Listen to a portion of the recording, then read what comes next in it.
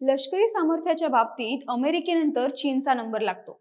नुकतंच काही दिवसांपूर्वी चीननं लष्करी हेरगिरी आणि युद्धभूमी मोहिमांसाठी एक डासाच्या आकारांचा मायक्रो ड्रोन तयार केला. या ड्रोनच्या माध्यमातून चीननं आपल्या लष्करी तंत्रज्ञानाच्या सामर्थ्याची झलक दाखवून दिली होती. अशात चीननं आता एक असं शस्त्र तयार केलंय की ज्यामुळे क्षणार्धात काळोख निर्माण होऊ शकतो. चीनचं हे शस्त्र शत्रू राष्ट्राच्या पॉवर ग्रीडवर थेट हल्ला करू शकतो आणि त्या देशात सर्वत्र अंधार निर्माण करू शकतो, ज्याला ब्लॅकआउट बॉम्ब असं नाव देण्यात आलंय. हा एक नवीन प्रकारचा ग्रॅफाइट बॉम्ब असल्याचं बोललं जात आहे. चीनच्या सरकारी वृत्तवाहिनी सीसीटीव्हीनं अॅनिमेटेड व्हिडिओद्वारे या बॉम्बची एक झलक दाखवली आहे. हा ब्लॅकआउट बॉम्ब भारतासह जगाचं टेन्शन वाढवणार का? काय आहेत या बॉम्बची वैशिष्ट्य? त्याचा परिणाम नेमका काय असू शकतो? समजून घेऊयात या व्हिडिओतून. नमस्कार, मी अनिशा डुमरे आणि कॅमेऱ्यावर आहेत साक्षात सावंत. चीनचा हा नवा ब्लॅकआउट बॉम्ब सध्या चर्चेचा विषय ठरलाय.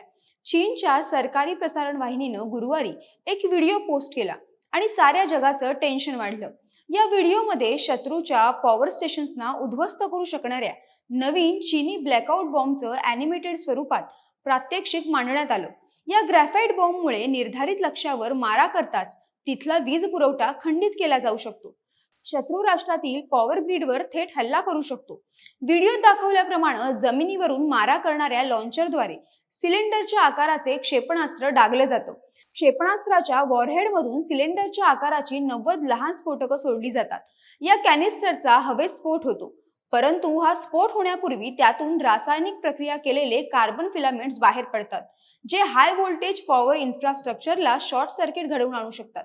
यामुळे किमान 10,000 चौरस मीटर क्षेत्रात मोठ्या प्रमाणात वीज पुरवठा खंडित करून शत्रूच्या कमांड आणि कंट्रोल सिस्टीममध्ये व्यत्यय आणला जाऊ शकतो, असा दावा चीनकडून करण्यात आलाय.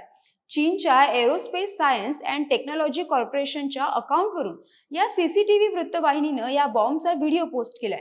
ही कंपनी चीनच्या राष्ट्रीय संरक्षण मंत्रालयाशी संलग्न आहे. मात्र याहून अधिकची माहिती वृत्तवाहिनीनं दिलेली नाही. मात्र या बॉम्बचे वर्णन गूढ आणि स्वदेशी बनावटीचे मिसाईल असं करण्यात आलंय. दरम्यान या ब्लॅकआउट बॉम्बची निर्मिती आणि विकासाच्या कोणत्या टप्प्यावर पोहोचलाय किंवा हे शस्त्र चीनच्या पीपल लिबरेशन आर्मीमध्ये तैनात करण्यात आलंय का, याबाबत कोणतीही अधिकृत माहिती अद्याप स्पष्ट झालेली नाही. मात्र वृत्तवाहिनीनं या शस्त्राचं वर्णन ग्रॅफाइट बॉम्ब असंही केलंय. त्यामुळे त्याची वैशिष्ट्य ही ग्रॅफाइट शस्त्रांशी जुळणारी आहेत. व्हिडिओत म्हटल्याप्रमाणे या बॉम्बची रेंज 290 किलोमीटर म्हणजेच 180 मैल आहे.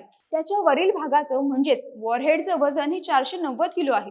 शत्रूच्या लष्करी तळांसह इतर विद्युत पायाभूत सुविधांवर हल्ला करण्याची त्याची क्षमता आहे. व्हिडिओ खाली पोस्ट केलेल्या टिप्पण्यांमधून हा बॉम्ब तैवान विरोधात वापरला जाण्याची शक्यता बोलून दाखवली. ग्रॅफाइट बॉम्ब चीनसाठी गेम चेंजर ठरू शकतात, असाही एक दावा आता चर्चेत आलाय. मॉडर्न शिप्स मासिकाचे संपादक चेन वुंडी यांनी 2017 मध्ये केलेल्या एका टिप्पणीत ग्रॅफाइट बॉम्बचे वर्णन भविष्यातील युद्धांमध्ये PLA साठी एक गेम चेंजिंग अपारंपरिक शस्त्र असं केलंय.